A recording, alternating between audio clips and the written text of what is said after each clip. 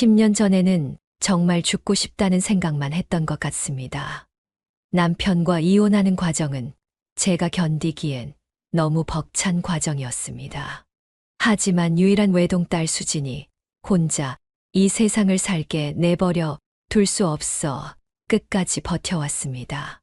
이런 우울한 제 인생에서 그것도 황혼기에 찾아온 사랑이 청춘의 설렘보다 더 뜨거울 수 있다는 걸 65살에 알게 됐습니다. 오늘은 여러분들께 청춘과도 같은 제 황혼기 이야기를 들려드리려고 합니다. 제 이야기를 들려드리기 전에 구독, 좋아요, 알림 설정을 눌러주시면 다음 사연도 가장 빨리 만나보실 수 있습니다. 끝까지 들어주시고 제 이야기와 비슷하거나 마음을 울리셨다면 댓글로 여러분의 의견을 작성해 주세요. 모두 무료이니 마음껏 눌러주시기 바랍니다. 그럼 제 이야기를 시작하도록 하겠습니다. 올해 65세인 저는 오현주라고 합니다. 전북 군산에서 작은 꽃집을 운영하며 살아가고 있어요. 로즈가든이라는 작은 가게를 20년 넘게 운영해오고 있답니다. 남편과 이혼한 후 10년이 넘는 시간을 혼자 지내왔어요. 처음엔 힘들었지만 이제는 익숙해진 외로움이라고나 할까요? 아침이면 늘 창가에 앉아 바다가 보이는 풍경을 바라봅니다. 군산의 아침 바다는 참 아름다워요. 푸른 물결이 마음을 편안하게 해주지만 이제는 함께 바라볼 사람이 없어 더 쓸쓸하게 느껴지곤 합니다. 날마다 같은 시간에 일어나 꽃집 문을 엽니다. 색색의 꽃들과 푸른 식물들이 저를 반겨주죠. 현주 씨, 오늘도 일찍 문 여셨네요. 단골 할머니가 아침 일찍 화분을 사러 오셨어요. 매주 화요일마다 오시는 단골 손님이에요. 80이 넘으셨지만 아직도 화초 가꾸는 걸 좋아하세요. 네, 할머니. 오늘은 어떤 화분 찾으세요? 할머니와 일상적인 대화를 나누며 하루를 시작합니다. 꽃 이야기, 마을 소식, 날씨 얘기. 이런 소소한 대화가 하루를 시작하는 활력소가 됩니다. 오전에는 몇 명의 손님이 더 찾아왔다가 점심 무렵이면 한가해집니다. 조용한 꽃집에 앉아 창밖을 바라보며 시간을 보내곤 하죠. 손님이 없을 때면 책을 읽거나 라디오를 들으며 시간을 보냅니다. 딸 수진이는 서울에서 직장 생활하며 바쁘게 지내고 명절에나 얼굴을 볼 수 있어요. 전화 통화로 서로의 안부를 묻는 것이 전부입니다. 가끔은 딸의 목소리가 그리워 먼저 전화를 걸기도 하지만 항상 바쁘다는 이유로 길게 이야기하지 못하곤 해요. 엄마, 요즘 잘 지내세요? 저 다음 주에 출장 있어서 한 달 정도 통화 어려울 것 같아요. 그래, 수진아. 엄마는 항상 똑같이 잘 지내. 너무 걱정하지 말고 일 잘 다녀와. 매번 비슷한 대화를 나누고 전화를 끊으면 더 깊은 외로움이 밀려옵니다. 하지만 딸이 자신의 삶을 살아가는 모습을 보는 것도 기쁨이니까요. 저녁이 되면 꽃집 문을 닫고 집으로 돌아갑니다.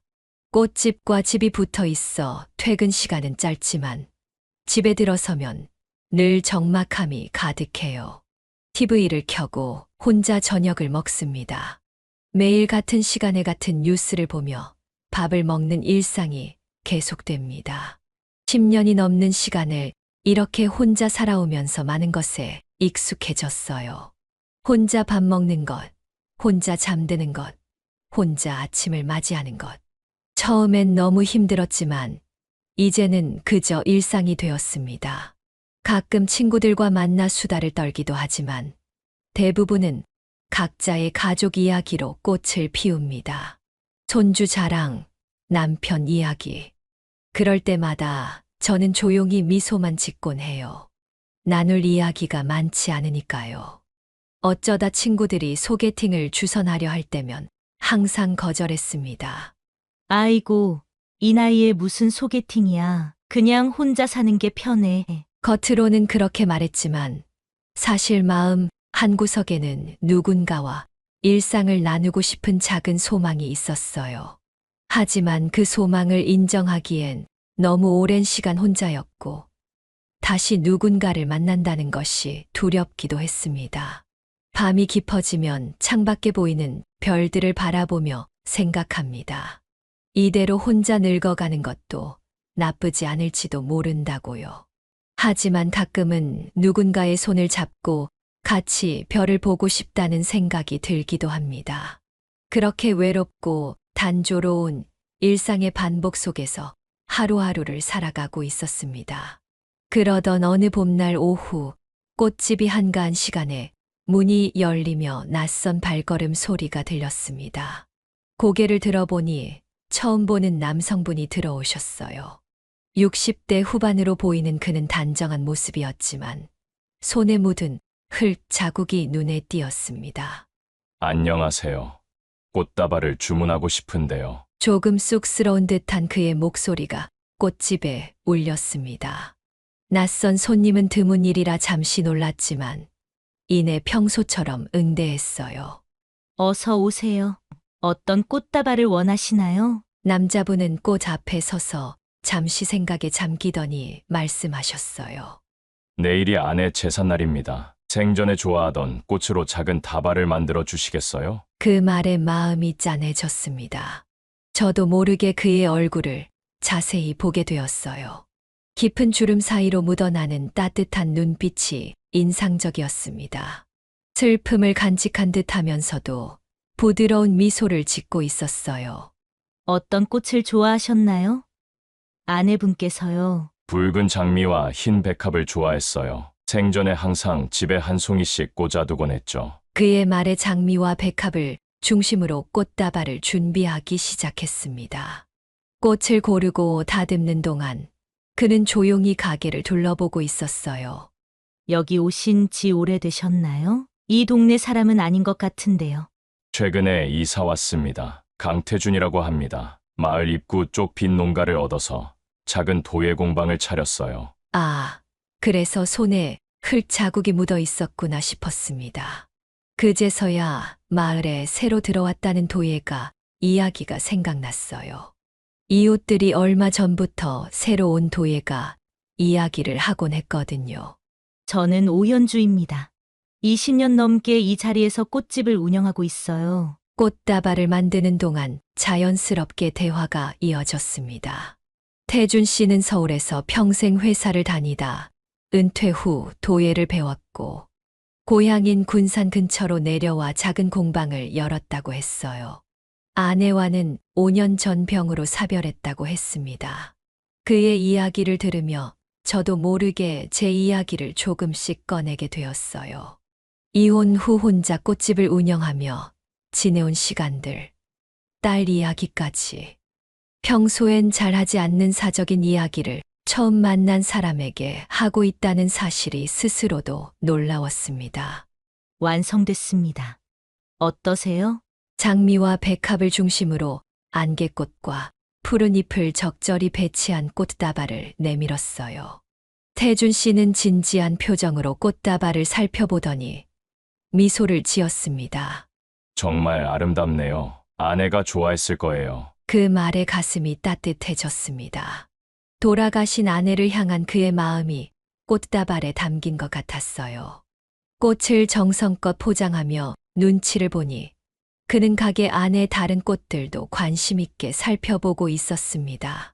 꽃을 참 좋아하시나 봐요. 예전엔 몰랐는데 아내가 떠난 후 꽃의 소중함을 알게 됐어요. 짧은 시간 피었다 지지만 그 순간의 아름다움이 얼마나 귀한지. 그 말에 공감이 갔습니다.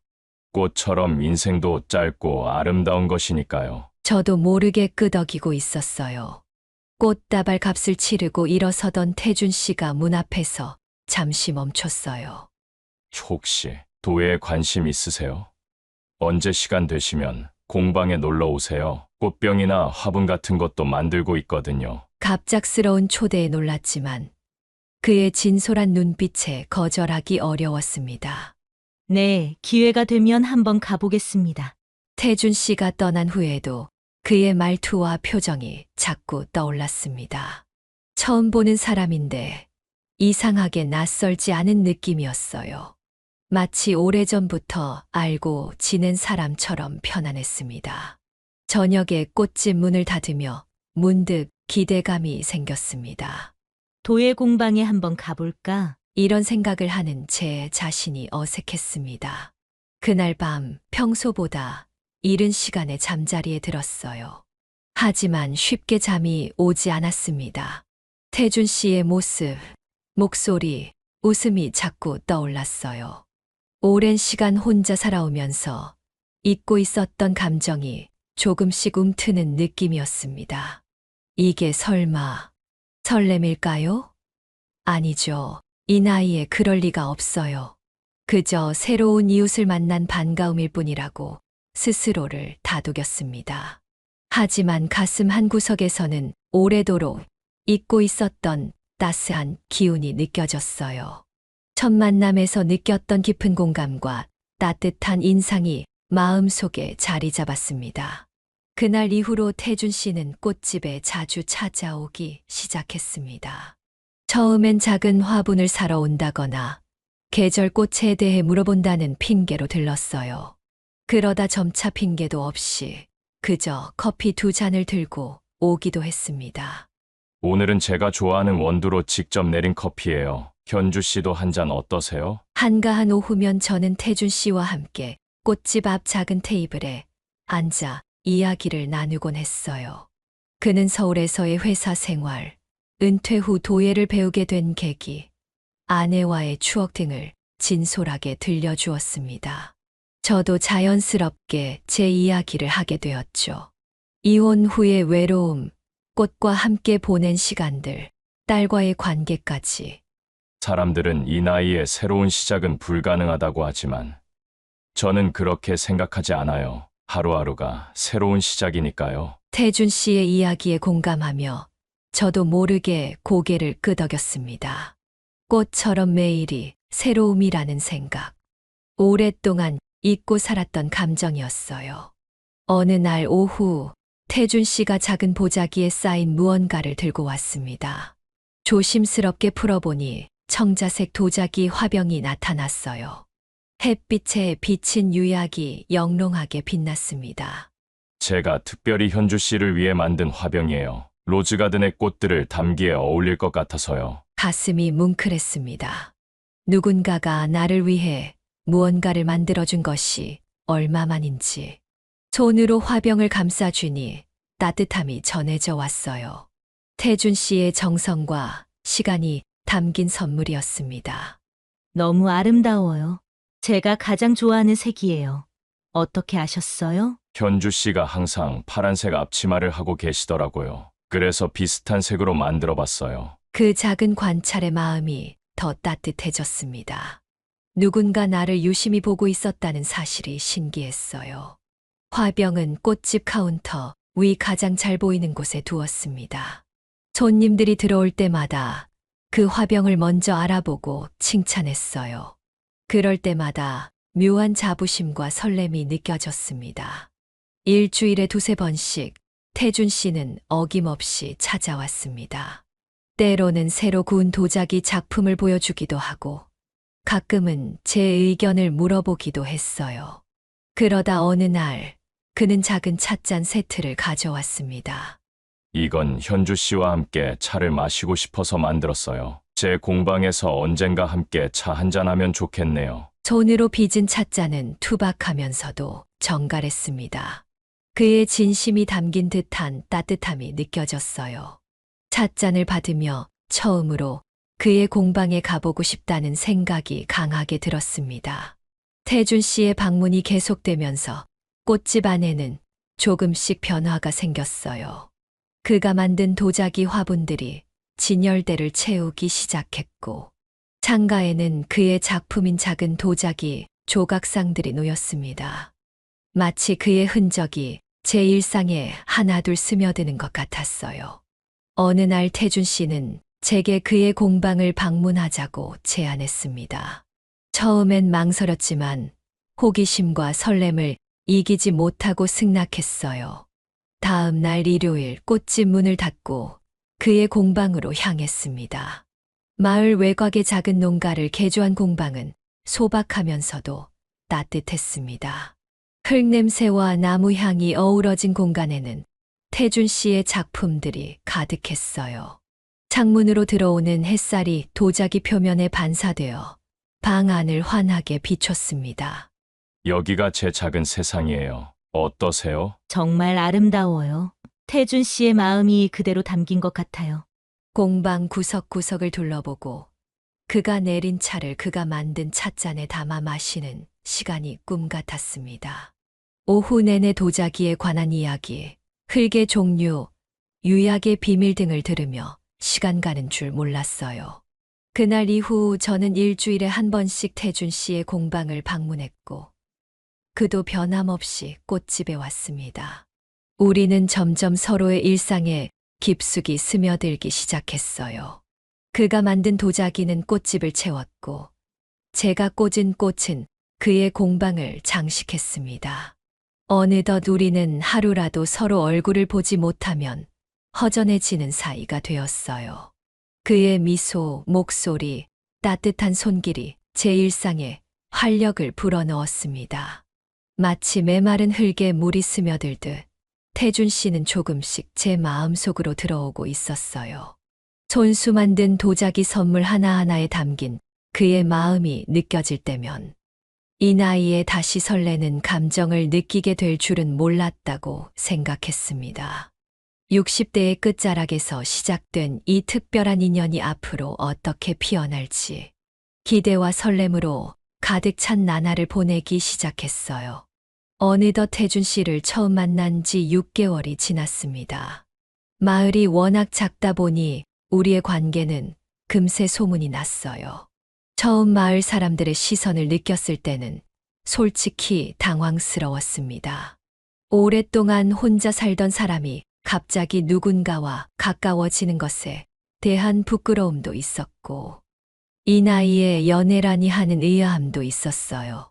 어느 날 꽃집에 단골 할머니들이 몰려오셨습니다.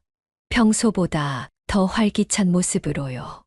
현주야, 요즘 도예가 선생님이랑 좀 가까워진 것 같은데 맞아?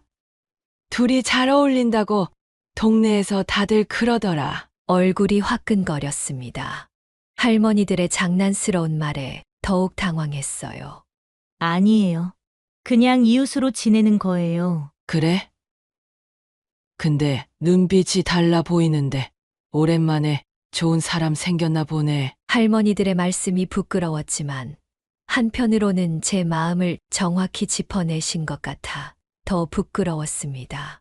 정말 제 눈빛이 달라졌을까요? 거울을 볼 때마다 뭔가 달라진 것 같긴 했어요.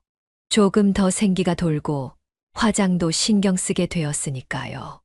마을 장날 태준 씨와 함께 시장을 둘러보던 날이었습니다. 우리의 모습이 마을 사람들 눈에 어떻게 비칠지 처음엔 신경 쓰였지만 태준 씨의 자연스러운 모습에 저도 점차 편안해졌습니다. 장터 한쪽에서 태준 씨는 자신의 도자기 작품을 팔고 있었어요. 저는 옆에서 꽃을 팔며 그를 거들었습니다. 우리의 모습을 본 마을 사람들은 미소를 지으며 지나갔고 몇몇은 농담을 던지기도 했어요. 두 분 정말 잘 어울리네요. 현주 씨는 꽃, 태준 씨는 도자기, 천생연분이세요. 그런 말을 들을 때마다 가슴이 설레었습니다. 이런 느낌을 다시 느낄 수 있을 거라고는 생각조차 못했는데 말이에요. 태준 씨는 사람들의 시선이나 말에 전혀 신경 쓰지 않는 듯 했습니다. 오히려 당당하게 저를 그의 특별한 사람으로 대해 주었어요. 가게에 꽃을 들고 오거나 마을 사람들 앞에서 자연스럽게 도움을 청하기도 했습니다. 어느 날 태준 씨가 마을 주민 모임에 저를 초대했습니다. 처음에는 망설였지만 그의 진심 어린 눈빛에 결국 따라 나섰어요. 모임에 도착하자 많은 사람들이 우리를 보며 반갑게 맞이해 주었습니다. 현주 씨, 태준 씨 덕분에 훨씬 밝아지셨네요. 예전보다 웃음이 많아지셨어요. 이웃 아주머니의 말씀에 처음엔 당황했지만 곧 마음이 따뜻해졌습니다. 정말 제가 그렇게 변했을까요? 그날 밤 집에 돌아와 거울을 보니 분명 달라진 무언가가 있었어요. 눈빛에 생기가 돌고 얼굴에는 미소가 가득했습니다. 태준 씨는 제게 점점 더 깊은 마음을 표현하기 시작했어요. 꽃집 문을 닫을 때 기다렸다가 함께 저녁을 먹자고 제안하기도 하고 주말엔 근처 산책로를 함께 걷자고 했습니다. 그의 따뜻한 관심은 메마른 제 마음의 단비와도 같았어요. 현주 씨가 웃는 모습이 참 아름다워요. 더 자주 웃으셨으면 좋겠어요. 태준 씨의 솔직한 말에 가슴이 벅차올랐습니다. 오랫동안 아무도 저에게 그런 말을 해준 사람이 없었거든요. 그의 진심 어린 행동과 따뜻한 관심은 제 일상을 완전히 바꿔놓았습니다. 어느 저녁 태준 씨는 자신의 공방에서 특별한 저녁 식사를 준비했어요. 직접 만든 도자기 그릇에 정성스럽게 음식을 담아 차렸습니다. 촛불 아래 우리는 오랫동안 이야기를 나누었어요. 현주 씨, 이렇게 만나게 된 것이 제게는 큰 축복입니다. 혼자였던 시간이 외롭지 않게 느껴질 만큼요. 그 말에 저도 솔직한 마음을 전했습니다. 저도 태준 씨를 만나고 나서 매일이 기대되고 설레요. 이런 감정을 다시 느낄 수 있을 거라고는 생각지도 못했어요. 그날 밤 태준 씨는 저를 집까지 바래다 주며 조심스럽게 제 손을 잡았습니다. 그의 손은 흙을 다루는 손답게 거칠었지만 그 온기만큼은 누구보다 부드럽고 따뜻했어요. 집 앞에 도착해서 작별 인사를 나누는데 갑자기 태준 씨가 제 이마에 부드럽게 키스했습니다. 순간 심장이 멎는 것 같았어요. 오래도록 잊고 있었던 누군가를 향한 설렘과 행복감이 물밀듯이 밀려왔습니다. 그날 이후 저는 더 이상 사람들의 시선을 신경 쓰지 않게 되었어요. 마을에서 태준 씨와 손을 잡고 걷는 것도 자연스러워졌고 함께 식사하는 모습도 부끄럽지 않았습니다. 이제는 당당하게 그를 제 옆에 두고 싶었어요. 마을 사람들도 우리의 관계를 축복해 주었습니다. 특히 오랫동안 저를 알던 이웃들은 제가 달라진 모습을 보며 진심으로 기뻐해 주셨어요. 마치 오래된 꽃집에 새로운 꽃이 피어난 것처럼 제 삶에도 새로운 행복이 찾아온 것이었습니다. 행복한 시간은 빠르게 흘러갔습니다. 태준 씨와 저는 마을에서 공식적인 커플이 되었고 사람들의 축복 속에 편안한 일상을 보내고 있었어요. 그러던 어느 날 아침 서울에서 딸 수진이가 갑자기 찾아온다는 연락을 받았습니다. 엄마, 내일 아침 기차로 내려갈게요. 중요한 얘기가 있어요. 전화 너머로 들리는 딸의 목소리는 평소와 달리 어딘가 긴장된 것 같았어요. 갑작스러운 방문이라 조금 당황스러웠습니다. 평소에는 한 달에 한 번 정도 전화 통화만 하던 딸이 갑자기 찾아온다니. 아마도 소문을 들었나 봐요. 마을에서 벌어지는 일은 어떻게든 새어나가기 마련이니까요. 아침 일찍 일어나 집안을 정리했습니다. 오랜만에 딸을 맞이하는 거라 조금 긴장되네요. 수진이는 서울에서 은행원으로 일하고 있고 결혼한 지 3년 정도 되었지만 아직 아이는 없어요. 바쁘다는 핑계로 자주 내려오지 않았는데 이번엔 무슨 일일까요? 오전 11시경 현관문 벨이 울렸습니다. 문을 열자 수진이가 서 있었어요. 얼굴이 조금 상기된 것처럼 보였지만 여전히 똑 부러진 제 딸이었습니다. 엄마, 잘 지내셨어요? 그래. 너는 어때? 갑자기 웬일이니? 수진이는 짐을 내려놓고 거실로 들어왔습니다. 제가 차를 준비하는 동안 그녀는 집 안을 둘러보았어요. 뭔가 달라진 점을 찾는 것 같았습니다. 집이 달라 보여요. 뭔가 새로운 게 생겼네. 아마도 태준 씨가 만들어준 도자기들을 눈치챈 모양입니다. 거실 선반에는 태준 씨가 만든 작은 도자기 장식품들이 놓여 있었고 벽에는 그가 만든 액자가 걸려 있었어요. 아, 그냥 조금 인테리어를 바꿨어? 차를 가지고 와서 테이블에 앉았습니다. 수진이는 차를 한 모금 마시고 바로 본론으로 들어갔어요. 엄마, 솔직히 말해주세요. 엄마가 마을에 새로운 도예가 아저씨랑 사귀고 계신다는 소문이 진짜예요. 역시 소문을 들었나 봅니다. 가슴이 쿵쾅거렸습니다. 사실을 말해야 할 순간이 왔네요. 그래, 맞아. 강태준 씨라고. 참 좋은 분이야. 수진이의 표정이 굳어졌습니다. 예상했던 반응이었지만 그래도 마음이 아프네요. 엄마, 정신 차리세요. 이 나이에 무슨 연애예요? 게다가 그 사람 뭐 하는 사람인지도 모르잖아요. 엄마, 정말 실망이에요. 딸의 날카로운 말에 가슴이 아팠습니다. 내 딸이 이렇게 반응할 줄은 몰랐어요. 하지만 이해도 됐습니다. 갑작스러운 소식이었으니까요. 수진아, 그런 말 하면 안 돼. 태준 씨는 정말 좋은 사람이야. 게다가 이 나이에도 사람이 외롭고 그럴 수 있어. 수진이는 한숨을 내쉬며 말했습니다.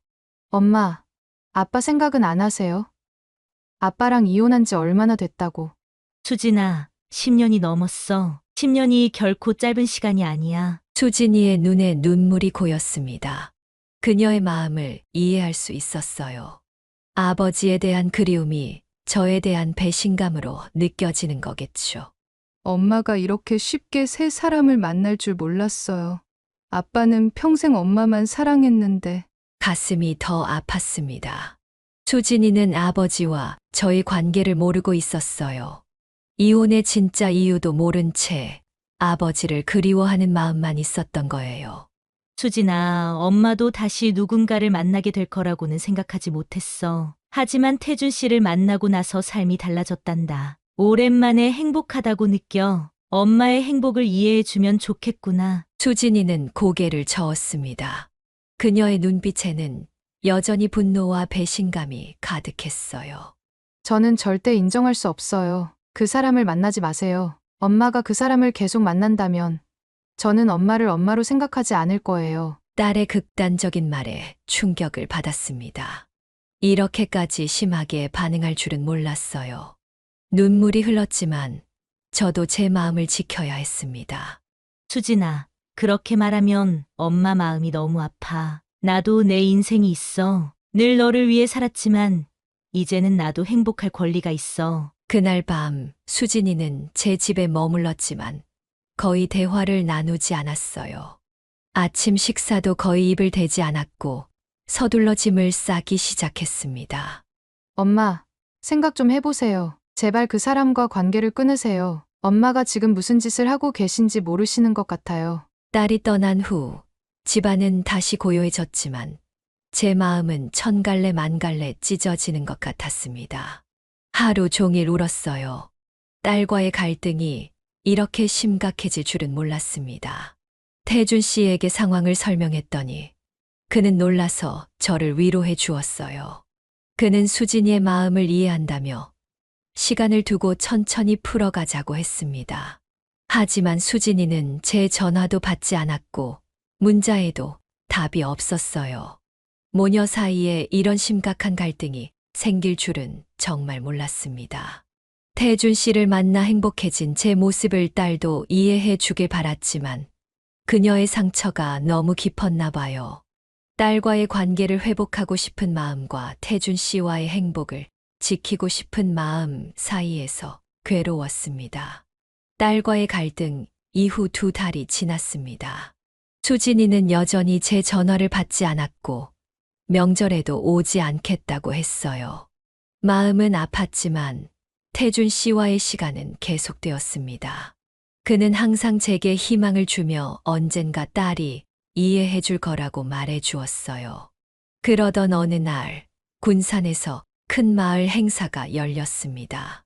군산 실버 페스티벌이라는 이름의 어르신들을 위한 축제였어요. 태준 씨와 저는 자원봉사자로 참여하기로 했습니다. 그는 도예 체험 부스를, 저는 꽃 장식 부스를 맡았어요.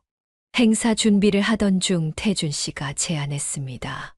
현주 씨, 이번에 어르신들 중에 거동이 불편하신 분들이 많은데 우리가 식사 도우미도 해볼까요? 제가 특별 메뉴도 준비해 볼게요.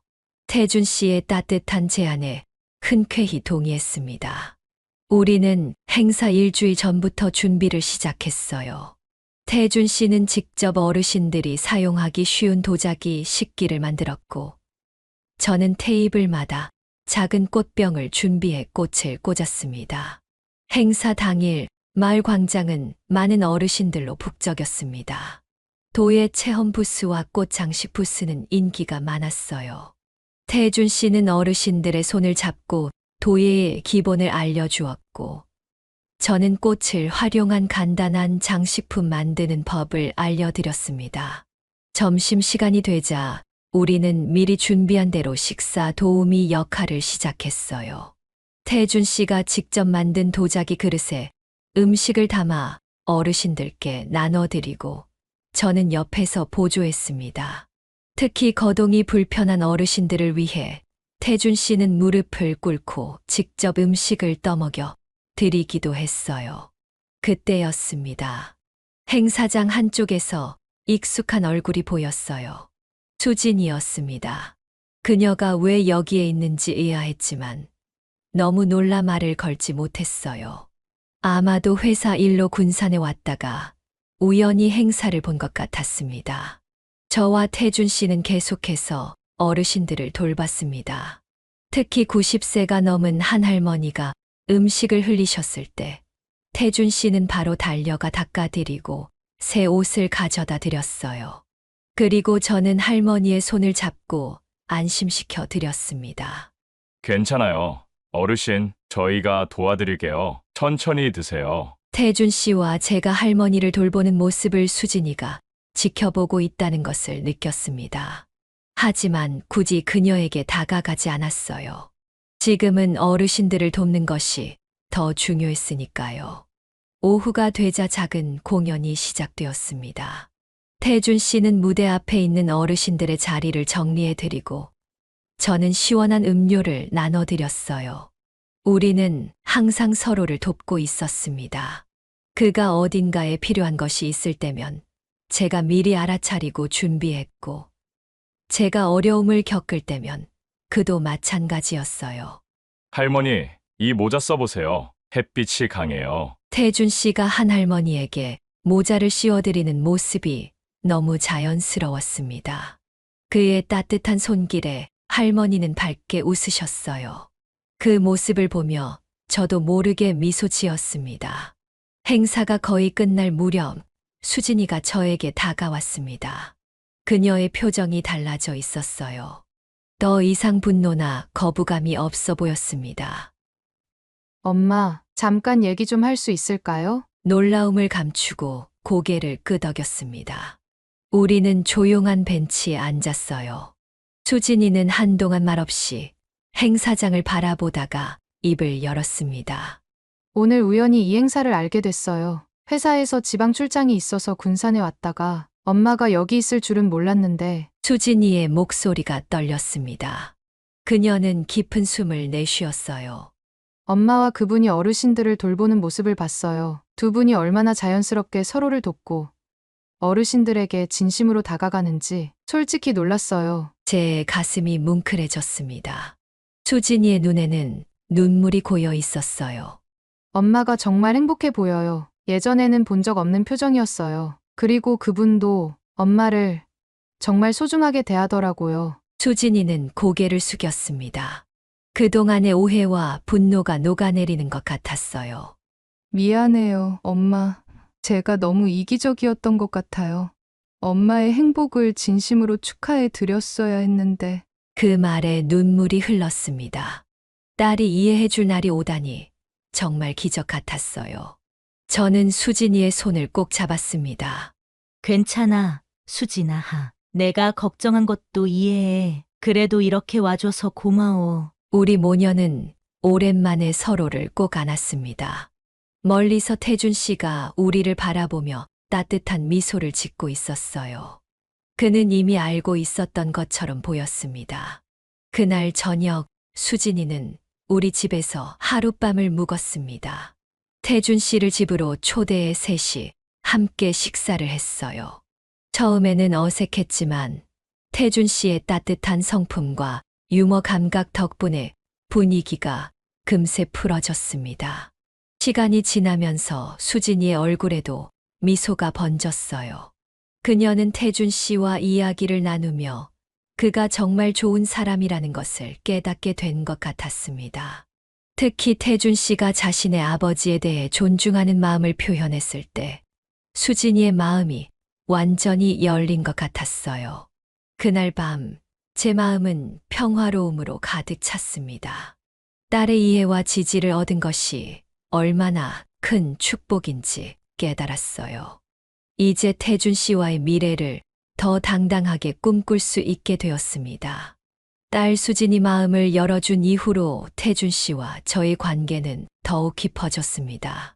이제는 주변의 시선도 신경 쓰이지 않았고 우리의 미래를 자유롭게 그려볼 수 있게 되었어요. 어느 봄날 저녁 태준 씨는 저를 그의 공방으로 초대했습니다. 평소와 달리 정장을 차려입은 그의 모습이 조금 긴장된 듯 했어요. 공방에 도착하니 테이블 위에 촛불이 켜져 있었고 꽃과 와인이 준비되어 있었습니다. 저녁 식사를 마치고 태준 씨는 주머니에서 작은 상자를 꺼냈어요. 그 안에는 그가 직접 만든 도자기 반지가 들어 있었습니다. 섬세한 무늬가 새겨진 반지는 단순하면서도 아름다웠어요. 현주 씨, 저와 함께 남은 인생을 걸어가 주시겠어요? 늦게 찾은 행복이지만 남은 시간 동안 당신을 가장 행복한 사람으로 만들어 드리고 싶습니다. 가슴이 벅차올랐습니다. 65세의 나이에 다시 프로포즈를 받다니 꿈만 같았어요. 망설임 없이 대답했습니다. 네, 함께하고 싶어요. 태준 씨와 함께라면 정말 행복할 것 같아요. 그날 밤 우리는 결혼식에 대해 이야기를 나누었습니다. 화려한 예식장이나 호텔 웨딩이 아닌 우리답고 의미 있는 장소를 원했어요. 고민 끝에 태준 씨의 공방 앞 작은 정원에서 식을 올리기로 했습니다. 사랑하는 사람들만 초대해 소박하지만 따뜻한 결혼식을 꿈꿨어요. 결혼 소식을 딸에게 전했을 때 수진이는 축하해주며 결혼식 준비를 돕겠다고 했습니다. 그녀의 진심 어린 지지가 얼마나 큰 힘이 되었는지 모릅니다. 엄마, 정말 축하드려요. 결혼식 준비 제가 많이 도울게요. 엄마가 가장 아름다운 신부가 될 수 있도록 제가 특별한 드레스도 찾아볼게요. 수진이의 말에 눈시울이 붉어졌습니다. 딸의 축복을 받으며 결혼할 수 있다는 것이 얼마나 큰 행복인지 모릅니다. 결혼식 준비는 우리 모두의 손길로 이루어졌습니다. 태준 씨는 공방 정원을 아름답게 꾸미고 저는 꽃 장식을, 수진이는 음식과 음악을 담당했어요. 마을 사람들도 기꺼이 도움을 주었습니다. 할머니들은 전통 음식을 준비해 주셨고 할아버지들은 의자와 테이블을 설치하는 것을 도와주셨어요. 결혼식 전날 수진이는 특별한 선물을 가져왔습니다. 은은한 아이보리색 원피스와 작은 꽃관이었어요. 단정하면서도 우아한 드레스가 저에게 딱 맞았습니다. 엄마, 입어보세요. 너무 예쁠 것 같아요. 드레스를 입고 거울을 보니 낯설면서도 행복한 모습이 비쳤습니다. 주름진 얼굴이지만 눈빛은 20대 소녀처럼 반짝였어요. 결혼식 당일 공방 앞 정원은 꽃과 나무 장식으로 가득 채워졌습니다. 작은 흰색 의자들이 반원 모양으로 놓였고 중앙에는 태준 씨가 직접 만든 도자기 아치가 세워졌어요. 아치에는 제가 꽂은 장미와 백합이 어우러져 있었습니다. 오후 3시 하늘은 맑았고 바람은 선선했습니다. 마을 사람들과 수진이 부부, 우리의 오랜 친구들이 모두 자리에 앉았어요. 태준 씨는 아치 아래 서서 저를 기다리고 있었습니다. 수진이의 팔을 잡고 천천히 걸어갔습니다. 하객들의 따뜻한 박수 소리와 미소가 저를 반겨주었어요. 태준 씨의 눈에 맺힌 눈물을 보며 제 눈시울도 붉어졌습니다. 마을 이장님이 주례를 봐주셨습니다. 소박한 시기였지만 그 어떤 호화로운 결혼식보다 더 진심이 담겨 있었어요. 우리는 서로를 향한 약속을 나누었습니다. 현주 씨, 당신을 만나 내 인생이 다시 빛나기 시작했습니다. 남은 시간 동안 당신을 지키고 사랑하며 매일이 행복한 기억으로 가득 차도록 노력하겠습니다. 태준 씨의 진심 어린 서약의 가슴이 뭉클했습니다. 저도 떨리는 목소리로 약속을 전했어요. 태준 씨, 당신과 함께하는 매일이 선물처럼 느껴집니다. 앞으로도 서로 의지하며 남은 인생을 따뜻하게 함께 걸어가고 싶어요. 반지 교환 후 우리는 조심스럽게 입맞춤을 나누었습니다. 65세와 68세, 늦은 나이에 시작된 우리의 결혼이었지만 그 어느 때보다 설레고 행복했어요. 식이 끝나고 작은 피로연이 이어졌습니다. 마을 할머니들이 준비한 전통 음식과 태준 씨의 지인이 가져온 와인으로 모두가 즐거운 시간을 보냈어요. 수진이는 깜짝 이벤트로 우리를 위한 노래를 불러주었습니다. 저녁이 깊어가며 손님들은 하나둘 돌아갔고 마지막으로 수진이 부부도 우리에게 따뜻한 포옹을 하고 떠났습니다. 공방 정원에는 우리 부부만 남았어요. 별이 빛나는 하늘 아래 태준 씨는 제 손을 꼭 잡았습니다. 이제 진짜 시작이네요. 현주 씨, 아니, 이제는 우리 아내. 그의 말에 가슴이 따뜻해졌습니다. 이렇게 65세의 나이에 새로운 시작을 하다니 인생은 정말 예측할 수 없는 여정이었습니다. 밤하늘의 별을 보며 우리는 손을 맞잡고 새 집으로 향했습니다. 태준 씨의 공방과 제 꽃집 중간에 위치한 작은 집이었어요. 앞으로 우리가 함께할 공간, 새로운 추억을 쌓아갈 장소였습니다. 이렇게 화려하지 않지만 가장 진실된 마음으로 우리는 새로운 인생의 장을 열었습니다. 늦은 나이에 찾은 사랑이지만 그 어느 때보다 소중하고 깊은 사랑이었습니다. 새 집으로 들어서니 은은한 조명과 함께 방 안에 꽃잎이 뿌려져 있었습니다. 수진이가 몰래 준비한 것 같았어요. 식탁 위에는 와인 한 병과 작은 카드가 놓여 있었습니다. 두 분의 새로운 시작을 축하합니다. 행복하세요. 수진. 태준 씨와 저는 서로를 바라보며 미소 지었습니다. 그는 조심스럽게 와인을 따르고 두 잔을 들어 올렸어요. 우리의 새로운 시작을 위해서. 와인을 한 모금 마시고 소파에 나란히 앉았습니다. 결혼식의 여운이 아직 가시지 않은 채 우리는 잠시 말없이 손을 맞잡고 있었어요. 창밖으로는 별이 총총한 밤하늘이 펼쳐져 있었습니다. 현주 씨, 아니, 우리 아내. 이렇게 부르는 게 아직 어색하네요. 태준 씨의 말에 웃음이 나왔습니다. 저도 남편이라는 단어가 아직 낯설었으니까요. 오랜 시간 혼자였던 저희에게 이런 변화는 큰 용기가 필요했습니다. 태준 씨, 솔직히 말하면 저도 아직 믿기지 않아요. 이 나이에 다시 누군가의 아내가 될 줄은 몰랐어요. 깊은 대화가 시작되었습니다.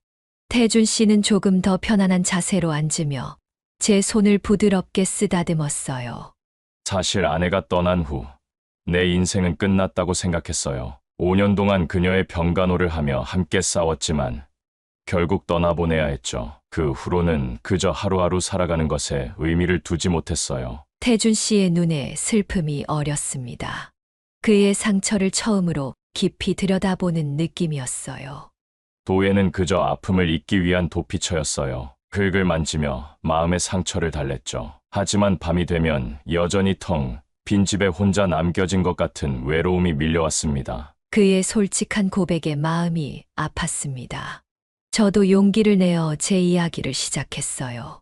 저도 비슷해요. 이혼 후 10년 동안 꽃과 함께 지내며 외로움을 견뎠어요. 꽃들은 아름답지만 그들과 대화할 수는 없잖아요. 가끔은 누군가와 저녁 식사를 하고 싶어서, 그냥 말을 나누고 싶어서 가슴이 아팠어요. 차츰 우리는 더 깊은 이야기를 나누기 시작했습니다. 저는 결혼 생활의 어려움과 이혼의 아픔, 딸을 혼자 키우며 겪었던 고단함을 털어놓았습니다. 태준 씨는 아내의 투병 과정과 그녀를 떠나보낸 후의 공허함, 외로운 밤들을 이야기했어요. 사람들은 이 나이에 외로움을 느끼는 것조차 사치라고 생각하더군요. 그냥 조용히 살아라.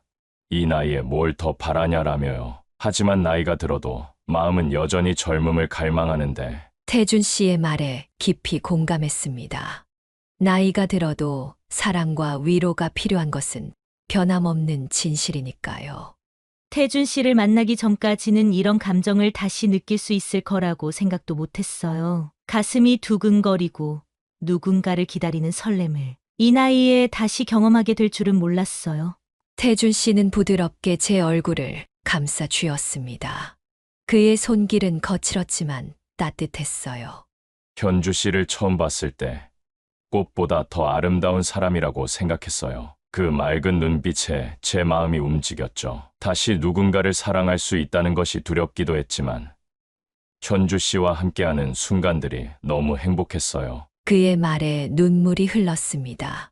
그동안 혼자 참고 견뎌온 시간들, 그리고 이제는 함께할 수 있다는 안도감이 밀려왔어요. 우리는 참 많은 시간을 혼자 보냈네요. 하지만 이제는 다르잖아요. 이제는 함께니까. 태준 씨는 천천히 저를 향해 다가왔습니다. 그의 손이 조심스럽게 제 어깨에 닿았을 때 오랫동안 잊고 있었던 따뜻함이 전해졌어요. 그는 부드럽게 저를 끌어안았습니다. 처음에는 어색했지만 그의 품에 안기자 이상하게 편안함이 느껴졌어요. 그의 가슴에 기대니 심장 소리가 들렸습니다. 규칙적이면서도 조금은 빠른 박동이 제 마음을 설레게 했어요. 태준 씨의 손이 제 등을 부드럽게 쓰다듬었고 저는 그의 목에 얼굴을 묻었습니다. 그의 체온과 향기가 오랜 시간 잊고 살았던 감각을 일깨웠어요. 현주 씨, 고마워요. 내 삶에 다시 빛을 가져다 주어서. 앞으로 우리가 함께할 시간은 길지 않을 수도 있지만 그 시간을 가장 행복하고 의미 있게 만들고 싶어요. 태준 씨의 진심 어린 말에 더 이상 말이 필요하지 않았습니다. 저는 그저 그의 품에 더 깊이 안겼어요. 그의 두 팔이 제 허리를 감싸고 우리의 체온이 하나로 어우러졌습니다. 그의 손가락이 제 머리카락을 부드럽게 쓰다듬었고 이마에 살포시 키스했어요. 서로의 숨결이 느껴질 만큼 가까이에서 우리는 눈을 마주쳤습니다. 그의 눈에 담긴 따뜻함과 애정이 제 마음을 녹였어요.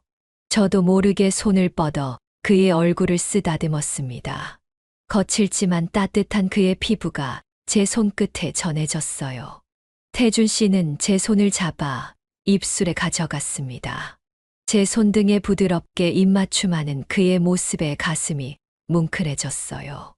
오랫동안 굳게 닫아두었던 마음의 문이 활짝 열리는 느낌이었습니다. 밤이 깊어갔지만 우리의 이야기는 끝나지 않았어요. 서로의 과거, 현재, 그리고 함께할 미래에 대해 밤새도록 이야기했습니다. 때로는 웃고, 때로는 울며 우리는 서로의 상처를 어루만져 주었어요. 밤이 깊어가며 우리의 포옹은 더 친밀해졌습니다. 태준 씨는 조심스럽게 제 손을 잡고 소파에서 일어나 저를 침대로 이끌었어요. 우리는 나란히 누워 서로를 바라보았습니다. 그의 손이 제 얼굴을 쓰다듬었고 저는 눈을 감았어요. 태준 씨의 입술이 제 뺨에 닿았습니다. 부드럽고 따뜻한 감촉에 오랫동안 잊고 있었던 설렘이 전해졌어요. 그의 손이 제 어깨를 감싸고 천천히 등을 쓰다듬었습니다. 저도 용기를 내어 그의 가슴에 손을 얹었어요. 심장 소리가 빠르게 뛰는 것이 느껴졌습니다. 우리는 말없이 서로의 온기를 나누었어요. 그의 팔 안에 포근히 안겨 있으니 모든 걱정과 불안이 사라지는 것 같았습니다. 그는 제 머리카락을 부드럽게 어루만지며 이마, 눈, 코, 볼에 부드러운 키스를 남겼어요. 저는 그의 목에 얼굴을 묻고 그의 향기를 깊이 들이마셨습니다. 창밖으로 새벽이 밝아올 무렵 태준 씨는 제 입술에 부드럽게 키스했습니다. 처음에는 조심스럽게 그리고 점점 깊어지는 키스의 온몸에 전율이 느껴졌어요. 오랫동안 잊고 살았던 설렘과 떨림이 다시 찾아왔습니다. 행복해요. 태준 씨 덕분에. 제 말에 그는 고개를 끄덕였습니다. 저는 그의 품에 더 깊이 파고들었고, 그는 저를 더 단단히 안아주었어요. 그의 심장 소리를 들으며 이 순간이 꿈이 아님을 확인했습니다. 이제 우리에게는 함께할 많은 아침이 기다리고 있었어요. 외롭고 긴 밤을 지나 드디어 따뜻한 햇살이 우리의 삶을 비추기 시작한 것 같았습니다. 태준 씨와 저는 손을 꼭 잡고 창가로 다가갔습니다. 아침 햇살이 우리의 얼굴을 비추었어요. 주름진 얼굴이지만 그 안에는 새로운 시작에 대한 기대와 설렘이 가득했습니다. 이제 우리는 더 이상 혼자가 아니었으니까요. 결혼 후 우리의 일상은 자연스럽게 새로운 리듬을 찾아갔습니다. 태준 씨와 저는 각자의 일을 계속하기로 했어요. 로즈가든 꽃집과 태준 씨의 도예 공방은 우리에게 단순한 일터가 아닌 삶의 의미였으니까요. 아침이면 함께 일어나 커피를 마시며 하루를 계획합니다. 태준 씨는 제 머리를 쓰다듬으며 미소 짓곤 해요.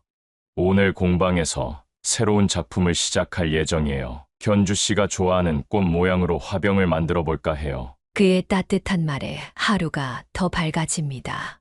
저는 꽃집으로, 태준 씨는 공방으로 각자의 일터에 향하지만 마음은 항상 함께해요. 때때로 태준 씨는 점심시간에 꽃집에 들러 도시락을 함께 나눠 먹기도 합니다. 꽃집에도 변화가 생겼어요. 태준 씨가 만든 도자기 화분과 화병들이 진열대를 채웠고 손님들의 반응도 좋았습니다. 특히 우리의 이야기를 아는 마을 사람들은 부부의 콜라보레이션이라며 더 관심을 가져주셨어요. 이 화병과 이 꽃이 정말 잘 어울리네요. 부부가 함께 만든 작품이라 그런지 특별해 보여요. 손님의 말에 가슴이 따뜻해졌습니다. 정말 태준 씨의 도자기와 제 꽃들은 마치 오래전부터 함께였던 것처럼 자연스럽게 어우러졌어요. 저 역시 태준 씨의 공방에 자주 들렀습니다. 때로는 그가 작업하는 모습을 조용히 지켜보기도 하고, 때로는 꽃을 가져가 공방 곳곳을 장식했어요. 태준 씨가 흙을 다루는 손길은 항상 경이로웠습니다. 거친 흙이 그의 손끝에서 아름다운 예술품으로 변하는 과정이 마법 같았어요. 어느 날 태준 씨가 제안했습니다. 우리 함께 작업해 볼까요? 내가 만든 도자기에 현주 씨가 꽃 그림을 그려보는 건 어떨까요? 처음에는 망설였지만 태준 씨의 격려에 도전해 보기로 했습니다. 그는 인내심 있게 도자기에 그림 그리는 법을 알려주었고, 저는 점점 자신감을 얻어갔어요. 우리는 꽃 그림이 그려진 특별한 부부 컬렉션을 만들기 시작했습니다. 이 작업은 우리에게 새로운 즐거움을 가져다 주었어요.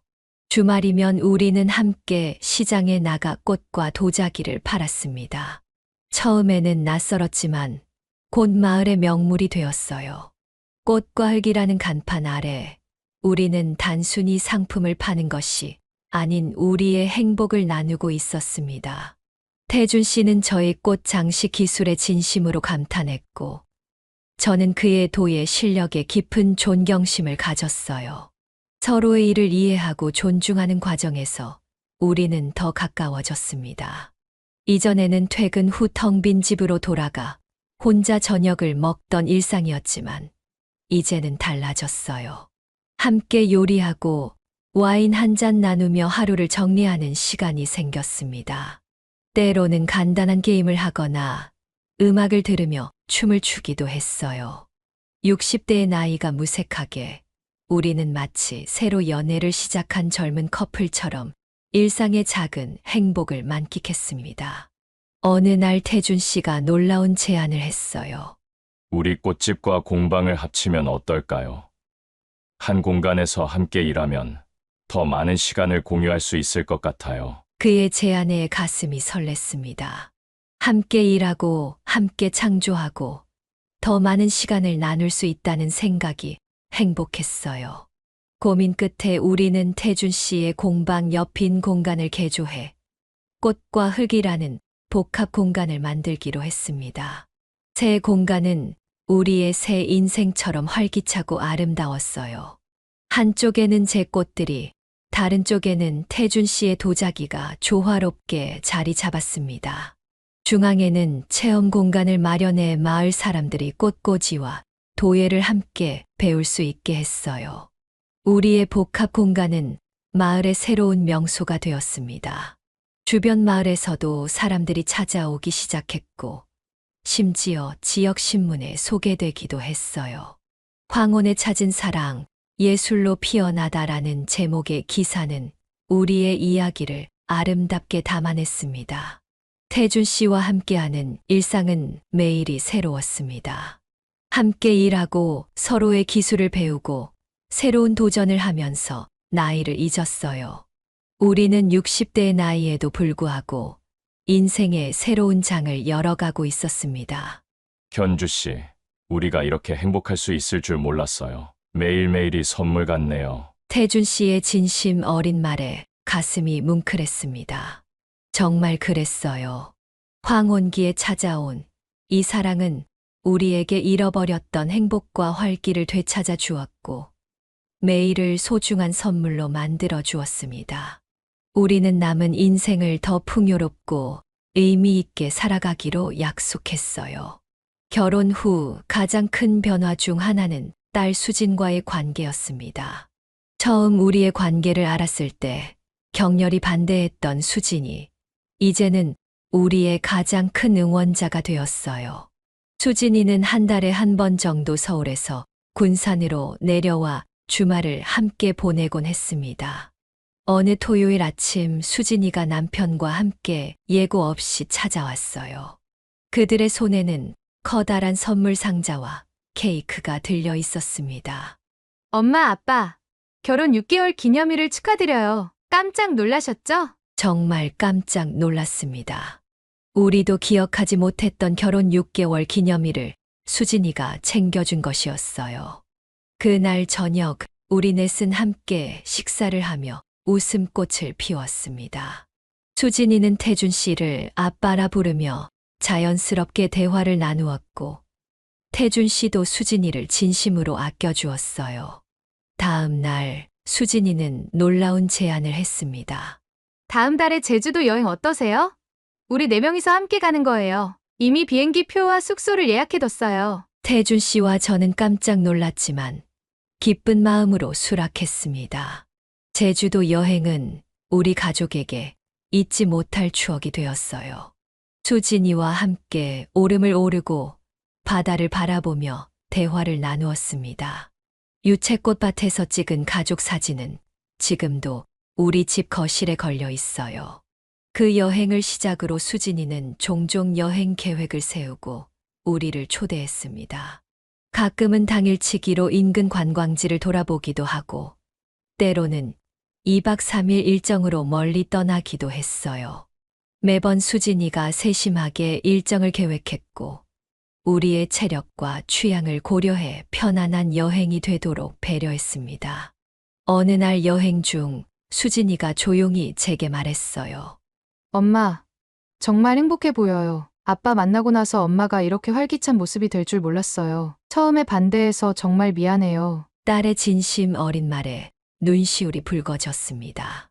저도 수진이에게 마음을 열었어요.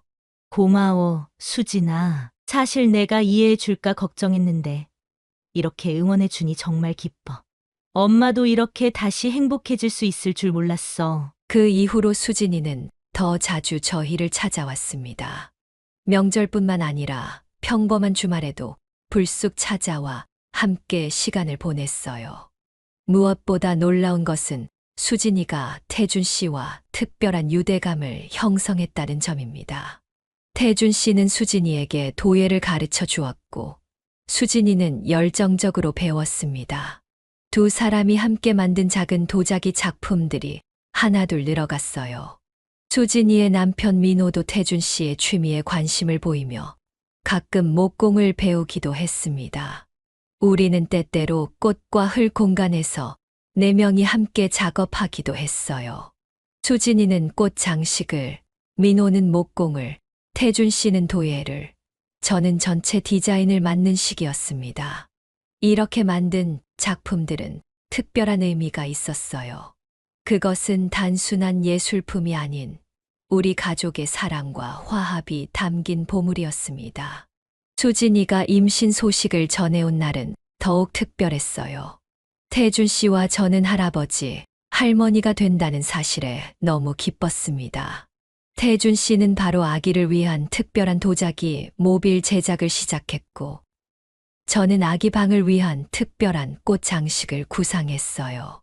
어머니, 아버지, 아기가 태어나면 자주 보러 와주세요. 우리 아이에게 꽃과 도자기를 만드는 법도 가르쳐 주시고요. 민호의 말에 가슴이 따뜻해졌습니다.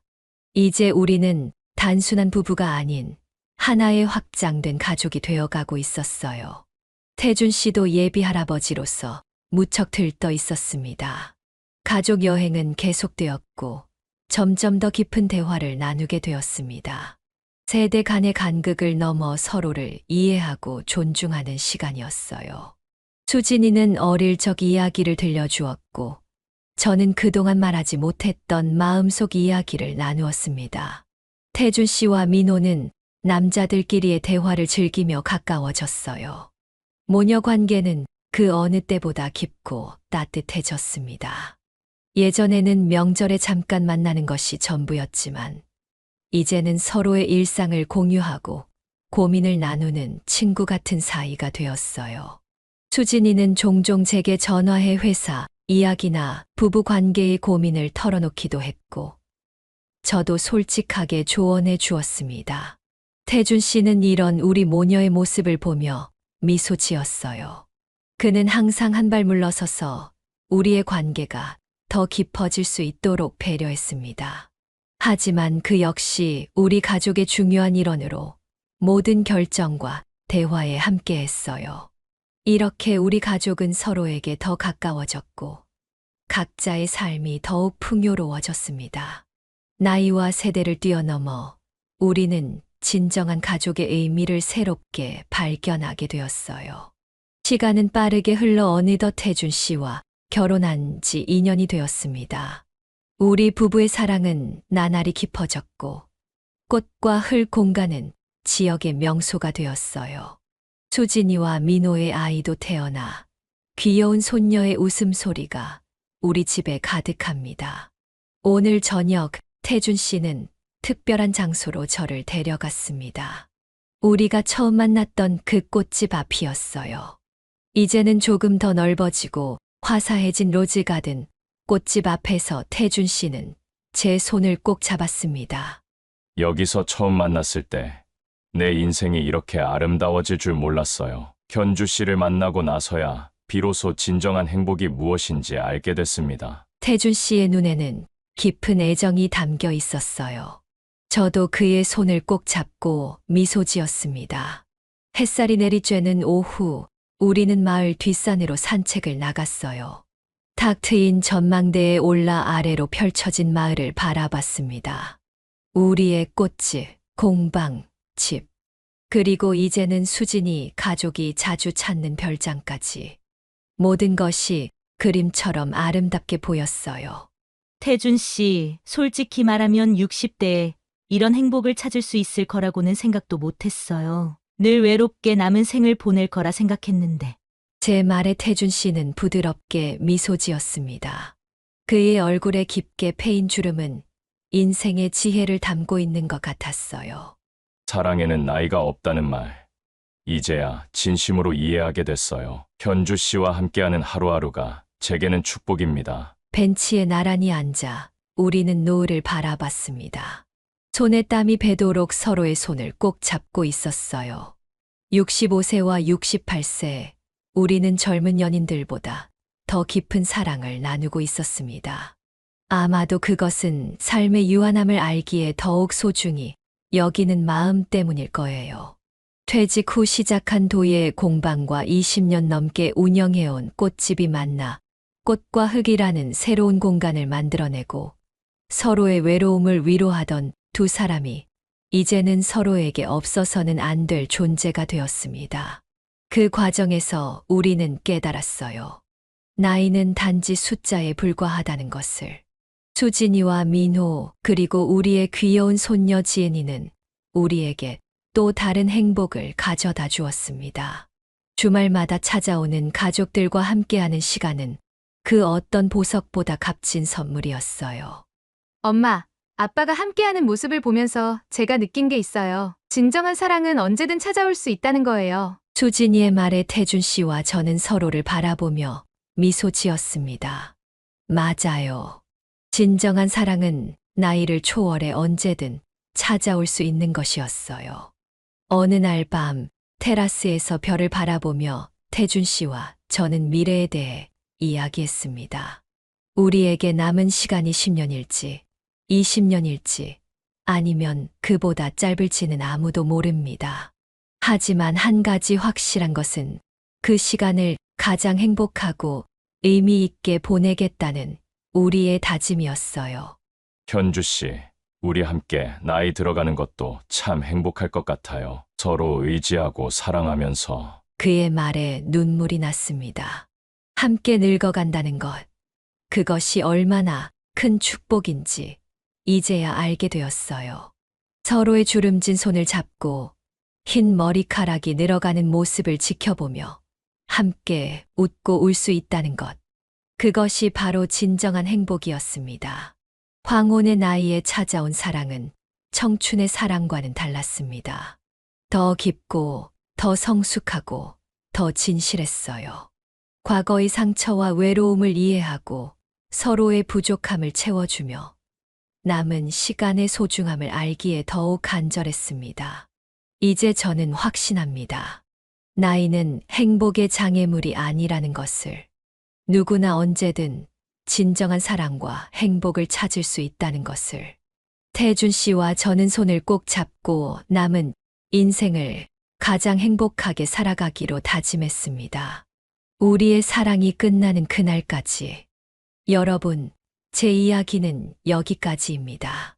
나이와 상관없이 진정한 사랑과 행복을 찾을 수 있다는 희망의 메시지가 여러분에게도 전해졌기를 바랍니다. 좋아요와 구독으로 응원해 주시면 더 많은 감동적인 이야기로 찾아뵙겠습니다. 알림 설정도 잊지 마세요. 여러분의 소중한 댓글도 기다리고 있을게요. 여러분의 작은 관심이 저에게는 큰 힘이 됩니다. 지금까지 인생의 후반부를 이야기하다 지혜사연이었습니다. 감사합니다.